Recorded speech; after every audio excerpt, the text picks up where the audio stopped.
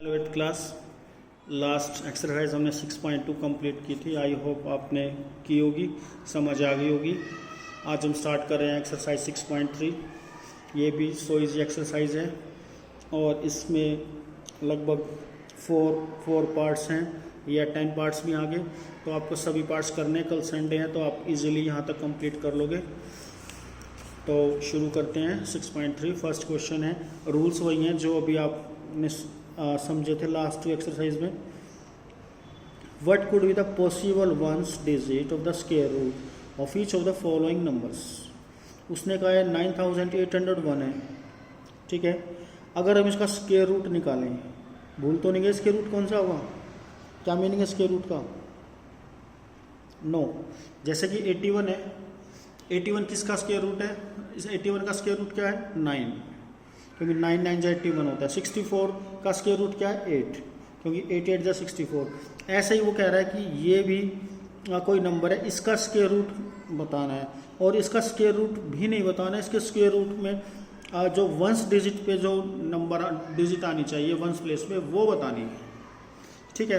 तो 9801 लिखा हुआ है, बहुत ही सिंपल क्वेश्चन है। 9801, ठीक है। तो मैंने लिखा है here the unit place digit is 1। भाई इसकी यूनिट प्लेस डिजिट आपकी 1 है, ठीक है। और the ones digit of its square root, और इसका जो स्क्वायर रूट की डिजिट होगी वो भी 1 होगी। कैसे? जैसे कि मान लो मैंने, अब 1 को 1 से मल्टीप्लाई ही करते हैं, बिल्कुल सिंपल, तो 1 ही आएगा, ठीक है। अगर मान लो मैं 21 भी लिख दूँ, 21, तो यहाँ पे इस तरह से आ जाएगा, यानी कि यहाँ तो 1 रहेगा ही रहेगा। 2 2 जा 4, 2 + 2 4 4। यानी कि अगर हम यूनिट प्लेस पे 1 है और 1 को 1 से मल्टीप्लाई करेंगे तो आंसर हमेशा 1 ही आएगा यूनिट प्लेस पे। तो यहाँ पे ऑलरेडी हमें एक नंबर दिया हुआ है और इसका स्क्वायर रूट फाइंड आउट करना है कि उसके स्क्वायर रूट पे जो यूनिट प्लेस डिजिट होगी वो कैसी होगी। तो अगर 1 है तो 1 ही होगी। अब नेक्स्ट पार्ट देखते हैं। इसके अंदर यूनिट प्लेस डिजिट 6 है। अब आपको ये पता होना चाहिए कि किस नंबर को मल्टीप्लाई करने पे उसके खुद से ही आंसर 6 आता है। तो आई थिंक एक तो 4 है आपका, 4 4 जा 16 होता है, और एक शायद 6 होता है, ठीक है। इसके यूनिट प्लेस पे भी 6 आ रहा है, इसके यूनिट प्लेस पे 6 आ रहा है। इसका मतलब 4 और 6 ऐसे दो नंबर है जिनको आप उनसे 4 को 4 से, 6 को 6 से अगर मल्टीप्लाई कर दोगे तो आंसर यूनिट प्लेस जो आंसर आएगा उसका यूनिट प्लेस 6 आएगा। अब यहाँ पे भी 6 लिखा हुआ है यूनिट प्लेस पे। इसका मतलब इसका जो भी कुछ भी स्क्वायर रूट, हमें नहीं मालूम क्या स्क्वायर रूट है, इसका जो भी स्क्वायर रूट होगा ना, उसका वंस डिजिट पे जो आपका डिजिट आएगा वो या तो 4 होगा या 6 होगा। लॉजिक आपको भी बताया, क्योंकि 4 को 4 से करने पे 16 आता है, 6 को 6 से मल्टीप्लाई करने पे 36 आता है, और हमें यूनिट प्लेस ही पूछा गया, तो यूनिट प्लेस ये है। अब 6 स्क्वायर किसी भी नंबर हम स्क्वायर जब करते हैं तो 6 केवल 2 ही कंडीशन में आता है, या तो 4 को 4 से मल्टीप्लाई करने पे या 6 को 6 से। इसका मतलब ये जो भी कोई नंबर है इसका जो यूनिट प्लेस होगा स्क्वायर रूट का वो या तो 4 होगा या 6 होगा। तो आंसर 4 और 6। और क्यों लिखा? क्योंकि हमें कंफर्म नहीं है कि 4 ही होगा, हो सकता है 6 भी हो सकता है, इन दोनों में से कोई एक होगा, इसलिए हमने 4 और 6 लिखा है, ठीक है। तो नेक्स्ट क्वेश्चन है, without doing any calculation find the number which are surely not perfect square. उसने कहा कि इनको कैलकुलेट किए बिना आपको ये पता लगाना है कि ये नंबर परफेक्ट स्क्वायर नहीं है। 1532574084441। तो बहुत ईजी है। आपने है ना, जब ये यूनिट शुरू किया तो आपने एक टेबल बनाई थी 1 से लेकर 20 तक, और मैंने आपको कहा था 1 से 10 के बीच में आप एक रिलेशन देखोगे, तो शायद कुछ नंबर्स थे जो आपके आ रहे थे और कुछ नंबर थे जो नहीं आ रहे थे। तो आई थिंक आपने अगर नोट किया हुआ तो यूनिट प्लेस पे 3 किसी भी नंबर का स्क्वायर करने पे नहीं आ रहा था, तो इसके पीछे 3 लगा हुआ है। और अभी हमने बात की कि स्क्वायर में कभी भी यूनिट प्लेस पे 3 नहीं आता, तो इसका मतलब ये परफेक्ट स्क्वायर नहीं है, because it's ones digit is 3। इसी तरह 7 है नेक्स्ट में। अब 7 है, आपको लिखने का पैटर्न बता दिया कैसे लिखोगे। 7 है, 7 भी किसी भी नंबर को अगर हम स्क्वायर करते हैं किसी भी नंबर को तो यूनिट प्लेस पे कभी 7 नहीं आता, इसका मतलब ये भी परफेक्ट स्क्वायर नहीं है। इसी तरह 408 है, 8 भी आता है, नहीं आता। किसी भी नंबर को अगर हम उसका स्क्वायर निकालें तो 8 नहीं आता यूनिट प्लेस पे। हाँ, आप ट्राई कर सकते हैं अगर आपको लग रहा है कि हाँ आता है, लेकिन आपको है ना 9 में ही आंसर आएगा, 8 नहीं आता। ओके, अब लास्ट है 441। यहाँ पे 1 है, 1 तो शायद आता है, 1 1 जा 1 होता है, 1 1 जा भी 1 होता है, 9 9 जा भी 81 होता है। ठीक है, यहाँ पे भी 1 आ रहा है आपका, यहाँ भी 1 आ रहा है यूनिट प्लेस पे, तो इसका मतलब भैया ये परफेक्ट स्क्वायर है। ठीक है, क्योंकि इसका यूनिट डिजिट जो यूनिट प्लेस का डिजिट है वो क्या है, 1 है। तो ये है, बाकी कोई भी तीनों परफेक्ट स्क्वायर नहीं है। ओके, थर्ड क्वेश्चन है find the square root of 100 and 169 by the method of the repeated subtraction. इनका स्क्वायर रूट निकाला है, लेकिन कौन से मेथड से, repeated subtraction. So easy method. जब भी आपको रिपीटेड सब्ट्रैक्शन मेथड आ जाए तो हम क्या करेंगे, जो नंबर है हमने वो नंबर लिया। अब इस मेथड को निकालने के लिए आपको ऑड नंबर पता होने चाहिए। ऑड नंबर कौन से होते हैं, ऑड नंबर वही होते हैं ना जो 2 से डिवाइड नहीं होते, जैसे कि 1 है, 3 है, 5 है, 7 है, 9 है, ये सब।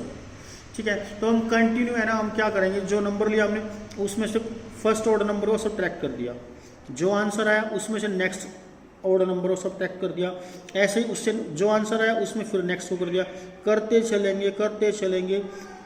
ये ध्यान रखना है, इनमें गैप नहीं होना चाहिए, क्योंकि ओड जो होते हैं 1 3 5 7 ऐसे ही होते हैं। ऐसे नहीं कि 7 लिया, 7 के बाद सीधा 11, ऐसे नहीं, सीरियल वाइज चलना है, 1 3 5 7, जो आंसर आएगा उसमें से सब्ट्रैक्ट करते चले जाओगे। अब कब तक करोगे, जब तक ये आपका है ना 0 ना आ जाए। इस तरह के क्वेश्चन में आपका लास्ट आंसर 0 ही आएगा। अगर आपका लास्ट में आंसर 0 नहीं आता है तो इसका मतलब आपने सब्ट्रैक्ट करते वक्त या तो मिस्टेक किया है या आपने ऑड नंबर की सीरीज गलत ले रखी है। तो सीरीज हमेशा 1 से शुरू करनी है और रेगुलर चलेंगे 1 3 5 7 9 11 13 इस तरह से। ठीक है, तो हमने लिखा टू रीच 0, हमें 0 तक पहुंचने के लिए we have to subtract 10 times. ये जो सब्ट्रैक्शन हुई ना, अब माइनस काउंट कर लो, माइनस के साइन कितने, 1 2 3 4 5 6 7 8 9 10, यानी कि 10 टाइम्स हमने सब्ट्रैक्शन की। तो इसका मतलब 100 का स्क्वायर रूट क्या होगा, जितने भी टाइम्स है, कितने टाइम्स है 10, तो 10 इज आवर आंसर। ठीक है, तो इसी तरह से आप 169 का भी ट्राई करेंगे। क्वेश्चन 4 है, स्क्वायर रूट निकालना है प्राइम फैक्टराइजेशन मेथड से। अब फैक्टराइजेशन मेथड तो आपको पता है, जिसमें आप फैक्टर बनाते हैं और प्राइम यानी कि प्राइम नंबर यूज कर रहे हैं। फर्स्ट जो थर्ड क्वेश्चन था उसमें तो आपने सब्ट्रैक्शन, और जो मेथड था आपका रिपीटेड मेथड था, रिपीटेड सब्ट्रैक्शन मेथड था। अब हमें प्राइम फैक्टराइजेशन से करना है। तो जैसा कि नेम लिखा हुआ है प्राइम, तो आपको हमेशा प्राइम नंबर से ही इसको एलसीएम लेना है। ये एलसीएम आपको आता है लेना, 5th क्लास से आप सीखते आ रहे हो। इसका मतलब 1764 को हमने एक्सपेंड कर दिया और ये सब आ गया हमारा। ठीक है, और आपको मालूम है कि किसी भी चीज़ का हम स्केल करते हैं तो वो नंबर 2 बार लिखा जाता है। यहाँ पे भी शायद 2 2 बार, ये पेयर बन गया एक, ये 3 का पेयर बन गया, 7 का पेयर बन गया। या हम इसको लिखते हैं 2 का स्केयर, इसको लिखते हैं 3 स्केयर, इसको लिखते हैं 7 स्केयर। या इसको हम लिखते हैं इकट्ठा कॉमन करके ब्रैकेट के अंदर 2 × 3 × 7 इंटू पूरे का स्केयर। इन तीनों को मल्टीप्लाई किया 42 का स्केयर। ठीक है, तो 1764 42 स्केयर। तो स्केयर रूट निकालने के लिए यानी कि 42 × 42 ये है, और इसका आंसर कितना आना चाहिए, ये आना चाहिए, लेकिन हमें इसका स्केयर रूट निकालना है। तो आंसर क्या बन जाएगा, 42। ठीक है, या आपको इतना लंबा नहीं करना तो आप डायरेक्ट कर सकते हैं, यहाँ तक तो आपको करना ही पड़ेगा। उसके बाद इस पेयर में से एक 2 निकाल लो, फिर इस पेयर में से 3 निकाल लो, फिर इस पेयर में से 7 निकाल लो। इन तीनों की मल्टीप्लाई कर दो, 2 3 6 7 42। That is our answer. तो इसके ऑल पार्ट्स बिल्कुल सेम है, आपको सारे पार्ट्स इसके करने हैं। उसके बाद 5th क्वेश्चन है।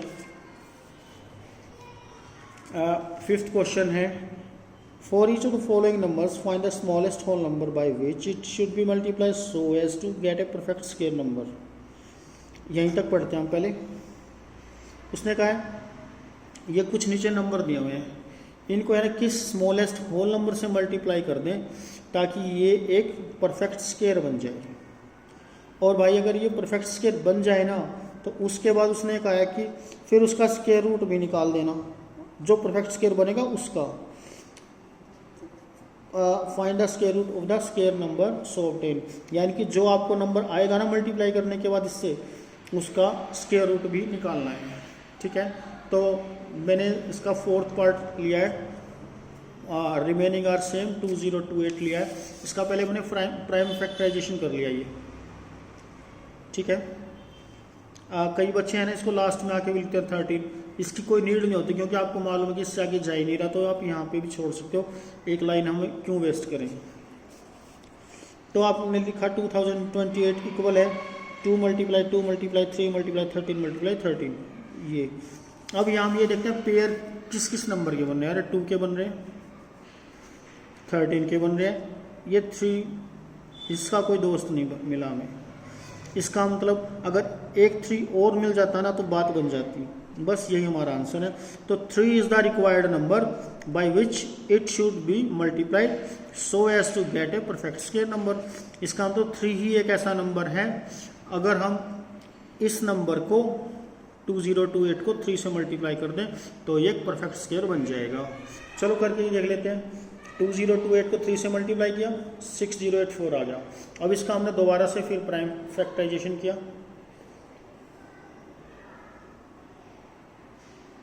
ये प्राइम फैक्टराइजेशन दोबारा किया। ठीक है, तो इसके पेयर बन गए ये सब कुछ आ गया। अब हमें 2 का ही पेयर दिखाई दे रहा है, 3 का भी दिखाई दे रहा है, 13 का भी दिखाई दे रहा है। एक पेयर में से एक 2 निकाला, इस 3 के पेयर में से एक 3 निकाला, 13 के पेयर में से एक 13 निकाला, इन तीनों को मल्टीप्लाई कर दिया और आपका आंसर आ गया 78। ठीक है, तो ये आपका स्क्वायर रूट भी निकला है और वो नंबर ही पता चल गया कि जिसको इससे मल्टीप्लाई करने पे आपका एक परफेक्ट स्क्वायर बन जाए। ये परफेक्ट स्क्वायर बन गया और इस परफेक्ट स्क्वायर का स्क्वायर रूट निकला है। यहाँ पे मैं एक एक्स्ट्रा चीज़ बता रहा हूँ आपको, जैसे कि आपके पेयर थे, इसमें 3 का पेयर नहीं बन रहा था। ठीक है, तो हमने 3 ले लिया, 3 ले लिया। कई बार कुछ इस तरह की इक्वेशन आ जाती है हमारी सोल्व करेंगे ये।